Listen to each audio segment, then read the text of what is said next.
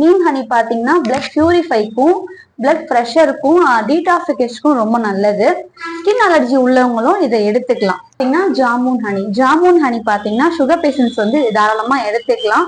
Sugar level control பண்ணும். இன்னொன்னு இதோட டேஸ்ட் பாத்தீங்கன்னா லைட்டா பெற்று மாதிரி இருக்கும். டேஸ்ட் வைஸ் பார்க்கும்போது ஏஜ் பீப்புளுக்கு இது ரொம்ப பெஸ்ட். யூக்கலிப்டஸ் ஹனி, தைலப்பூ தேன் சொல்லுவாங்க இல்லையா, இந்த ஹனி பாத்தீங்கன்னா நெஞ்சில இருக்க சளிக்கு ரொம்ப ரொம்ப நல்லது. லங்ஸ்ல இருக்கிற சளி கூட ஈவன் இது கியூர் பண்ணி கொடுக்கும். பாத்தீங்கன்னா தும்பைப்பூ ஹனி, இது வந்து சளி, இருமல், ட்ரை காஃப், மைக்ரைனுக்கு ரொம்ப ரொம்ப பெஸ்ட்.